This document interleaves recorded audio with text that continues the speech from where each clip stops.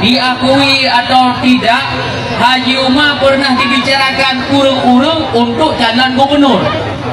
Betul? Tapi karena dek padik doang dek lo.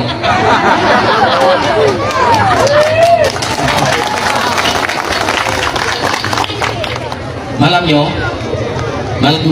lu pegang haba, lu selalu macam lu pegang haba, tapi lu pakat urung drone untuk menggunakan akai sehat. Napakah?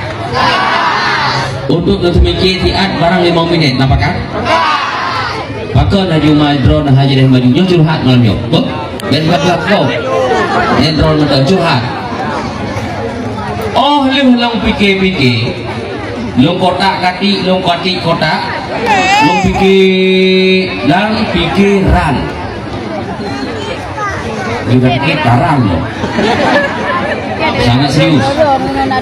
Bahwa untuk Aceh bahagiannya hanya cocok mualim dan dibantu oleh depan.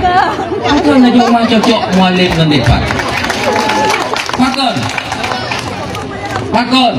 Puaji mana yang kebi kompor dan puaji mana kenang minyak makan minyak goreng dan puaji mana gebloi patu baru dan billah dan tapi adik-adik nyo dua aja kami jangan pakai haba dua drone mandu ke baca ada nyo oh kak buka beda wang jero kak adik-adik mandum bahwa kita nyonyo bangsa Aceh, rakyat Aceh kan uranyo lagi nyotu.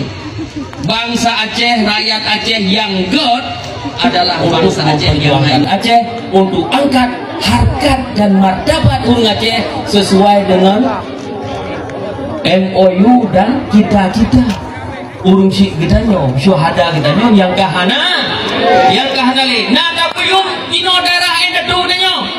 Darah bangsa gedanyo yang ini di bumi Aceh nak berbium. Oleh karenanya percaya kepada mualim dan dikfat. Hidup